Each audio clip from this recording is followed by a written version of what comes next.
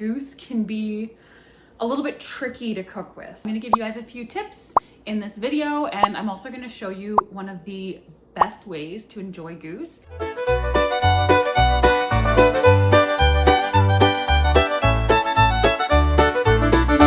So we are deep into goose season here in Ontario. So that means my husband and I have been doing some waterfowl hunting, restocking the freezer, contributing to the conservation. And I know goose can be a little bit tricky to cook with. Some people don't like it. It's like a gamey, somewhat gamey, very lean beef. So it's a little bit more, I don't want to say challenging to cook with, but you just have to cook it differently. So I'm going to give you guys a few tips in this video, and I'm also going to show you one of the best ways to enjoy goose, which is goose Philly cheesesteaks. Now, just like any wild game, it is super important to cook it low and slow. It takes a little bit longer to cook because it's so lean, it doesn't have that fat and connective tissue to break down. So again, low and slow. I love the slow cooker for goose, especially the thighs. It's just so much easier to pick the meat away from the tendons and the cartilage and the bone. I am using breast for this recipe, but we are gonna cook it low and slow. For those of you that follow me on Instagram or Facebook, links are in the description if you're curious, you'll have seen that I broke my crock pot last week. Very frustrating. But just got this brand new one in.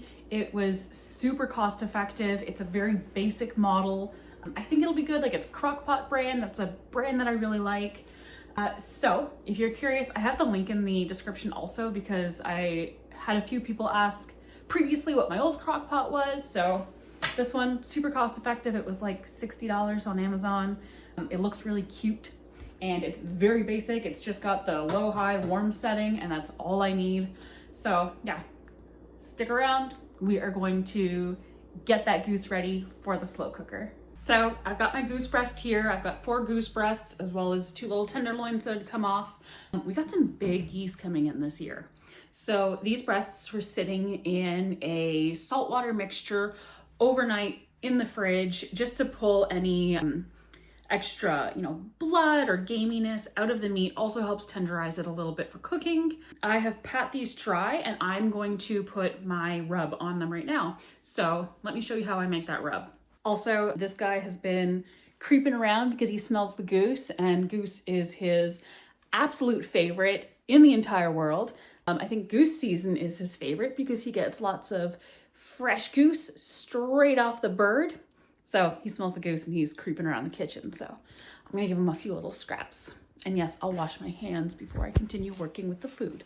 Okay, we're gonna start with our liquids. So for these 4 goose breasts, I'm gonna use about 2 tablespoons of Worcestershire sauce.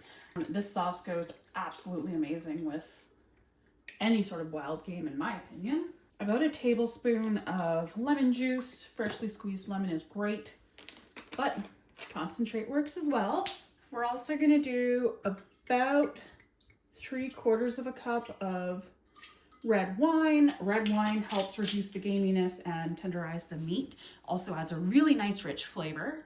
Now for the rub, we are going to do 2 tablespoons of garlic powder, 1 teaspoon of salt, and 2 teaspoons of pepper, 2 tablespoons of smoked paprika, 2 tablespoons of ground cumin, 2 tablespoons of dried thyme leaves, and last but certainly not least, very important, 2 tablespoons of brown sugar. And we're just gonna simply mix all of these ingredients together. Make sure they're mixed thoroughly so that the flavors distribute evenly over the meat. And we're gonna pour some olive oil over our goose breasts. Oh Lord. And we're just gonna take our rub and generously rub down each goose breast, coating the entire surface, getting it rubbed nice and into that meat before we stick it into the slow cooker. Make sure to coat both sides. Really massage it into the meat. You gotta massage your meat well for it to be good. These look pretty good. Nicely coated. All right, so taking the rest of the seasoning, I'm just gonna sprinkle it at the bottom of the slow cooker, and we're gonna get our goose breasts situated in there. Now, these are gonna cook for about 8 hours on low. Some of the breasts, if they're a little bit larger, might take a tad bit longer, but for the most part, they should cook for about 8 hours. You don't want to overcook, but you also don't want to undercook. So if it's been 8 hours, you open up the slow cooker and one of the breasts isn't really pulling apart as well as it should, then just give it some more time. I promise you, it'll be fine. Just gonna put that one last goose tendy in there. All right.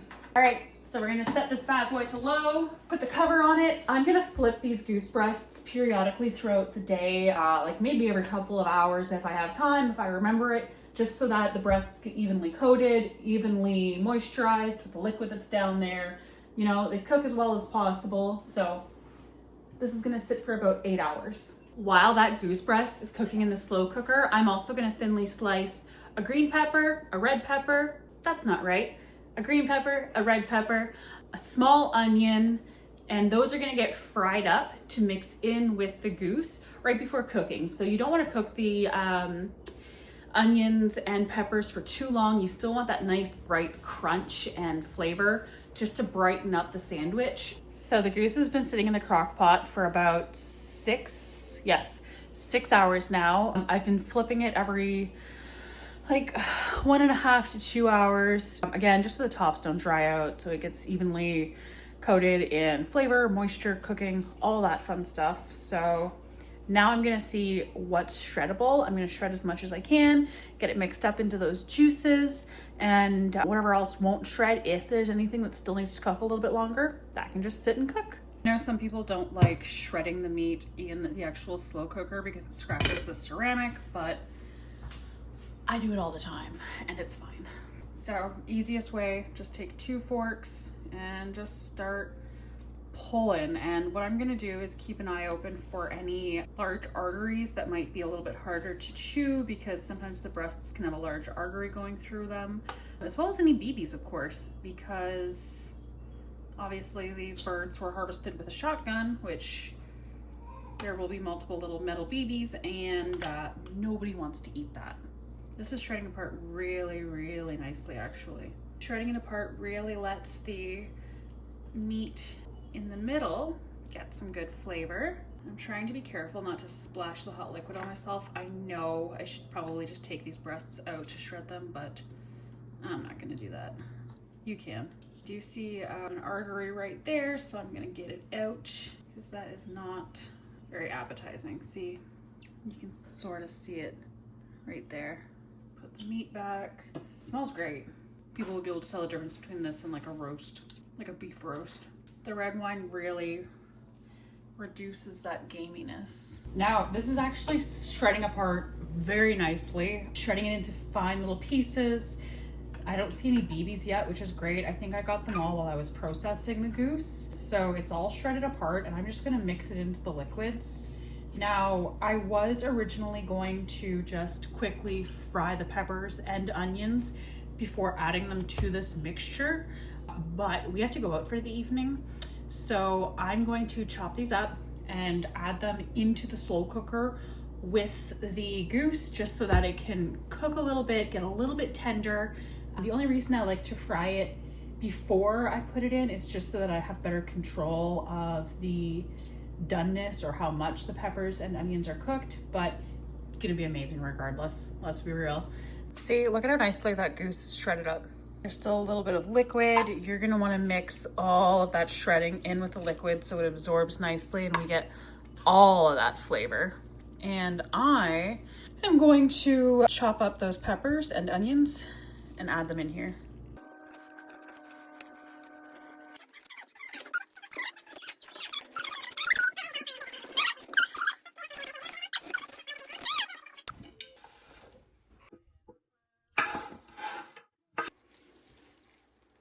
All right, with the magic of, I don't know, TV, it's the next day. We ended up going out yesterday evening, so we did not have the Philly cheesesteak. So our goose is pulled apart. Our peppers and onions are nice and tender.